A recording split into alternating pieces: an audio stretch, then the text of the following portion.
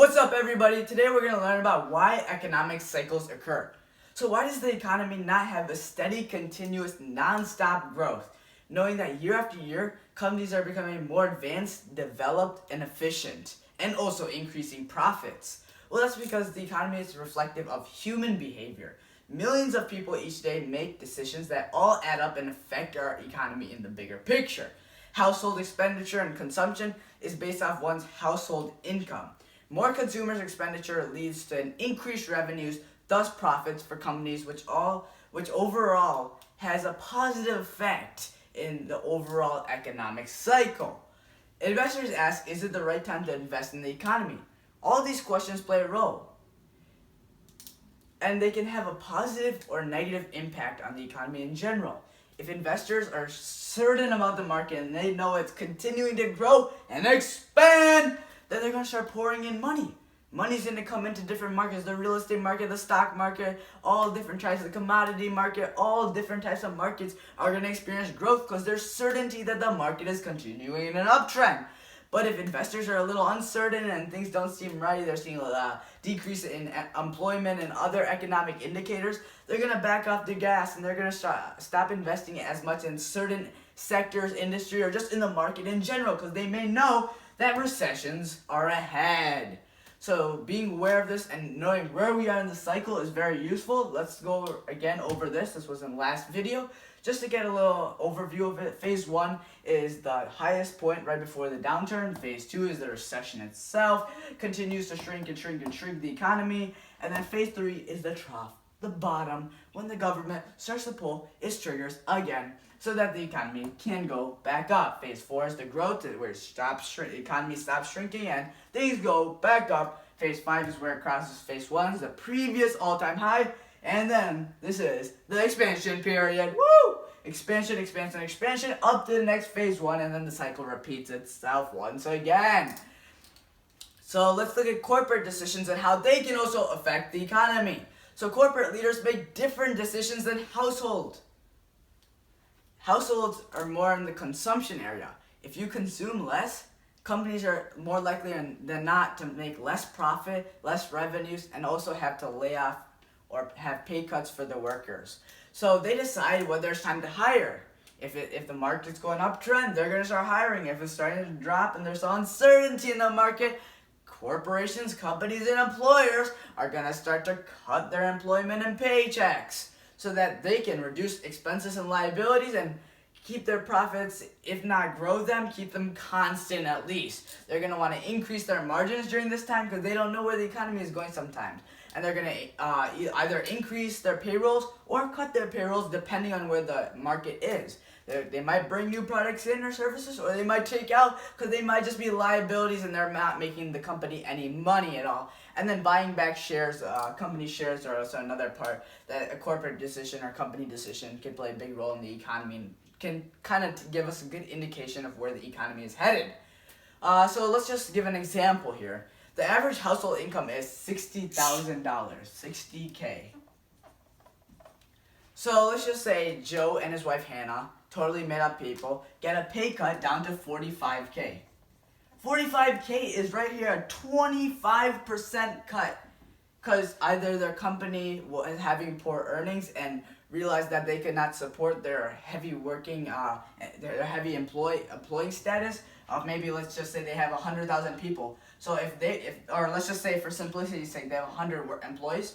So if they were to cut everybody's paycheck down by 25, that's basically like they have 75 employees if everybody was making the same. So this is a big saving, and their expenses are cut down a lot. So especially when they're working on a bigger scale, when we look at it, we add a couple of zeros here. That starts to play a really big role in looking at the company's expenses, its revenues, and profits. So as the economy starts to downtrend, we'll also see that the company's profit begins to decrease, so they have to reduce some of its expenses so that profits remain at constant. So if Joe and his wife Hannah get this pay cut down to $45K, 25% cut on their money, they're less likely to spend their money towards leisure activities, recreation, and unnecessary consumption. So this would be like going to the movies or like getting like junk food that you don't even need, that you'll never eat, buying unnecessary clothes, buying brands, buying all unnecessary stuff that you'll never use, services that you'll never use, something you'll never look at, something that you don't need to live. They're more likely to cut down their lifestyle by the 25% because they just lost that much income. And the income is how much somebody spends. So more likely they'll be focused on directing most of this $45,000 right to bills. Majority of it will go to bills. They'll probably max out paying all their bills out, just focusing on their bills. Because they're struggling to pay off their bills, they have a lot of bills. They have mortgages, credit cards, car loans, student debts, health insurance, all these debts and insurances and bills that they have to pay off that are not fun. Because Joe and Hannah know they're struggling to pay back their bills due to their over leveraging of debt, they will now consume less. And they may also start defaulting on loans because their income continues to decrease. Because there's economic uncertainty if a recession is going to take place. So we can see the market downtrend here, and that's why their salary is getting cut. Because poor corporate earnings, they can't manage to have too high of expenses. They have to start cutting down their expenses. How can they do that? We'll cut their paychecks down. So that's the number one way. Or they can start laying off next thing. So they're in a risky position right now. So soon the banks see this is not a concern of just Joe and Hannah, but the majority of middle and lower class. So because of this, the employers are beginning to lay off large amounts of workers in search of reducing their expenses and increasing their profits. So if you, let's give an example right here. So the profits were $100,000 of company, and they brought in a revenue of $400,000, but their expenses was $300,000. They would only get a profit of $100,000. So if their revenue was to drop because the market is doing bad to, let's say, half of that, $200,000, they're going to be losing money if they don't find a way to cut their expenses. It's not going to work.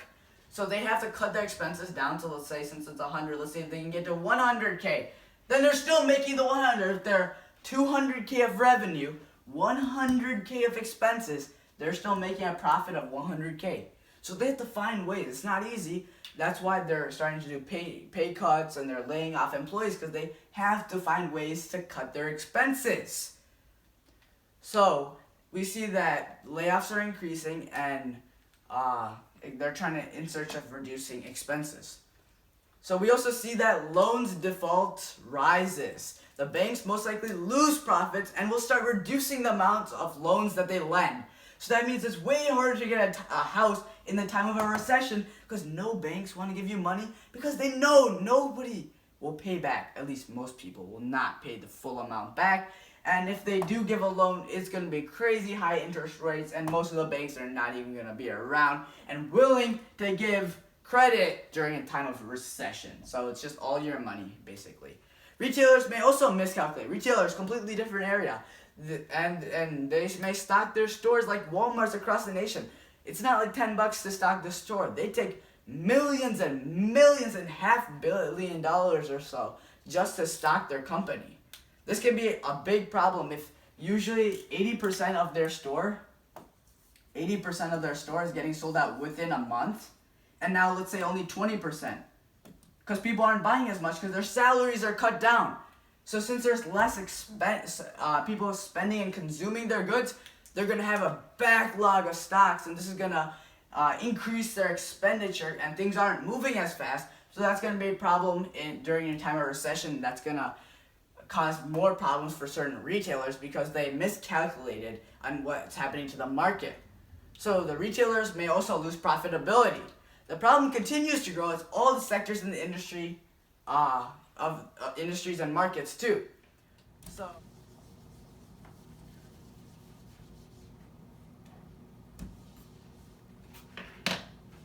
So let's say that Joe and Hannah, for simplicity's sake, are very representative of the market. And they both have one SUV and one truck, so a truck and then one SUV. For both are $25K.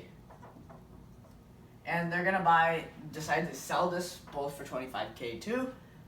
and they're gonna buy used cars from their uncle for $15K that are small size sedans that are very gas efficient and cost also effective for their salary of income of $45K. So with this, they sold both of them so they made $50K selling them.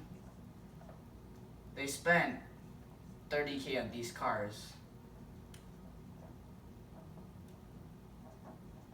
So they made back $20K.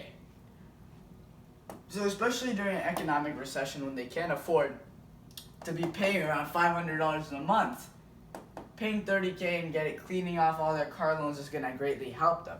But in the bigger picture, when we look at this, it's really affecting the car manufacturers, car dealerships, gas station suppliers, and also the tourism industry. Because even though it's a better deal for them where they're making $20K back and that's going to help supplement their income and household income and lifestyle in the years of the recession, it's not going to be beneficial for the economy. Because one person's spending is somebody else's income. So if they're spending less money, others are going to be at the loss.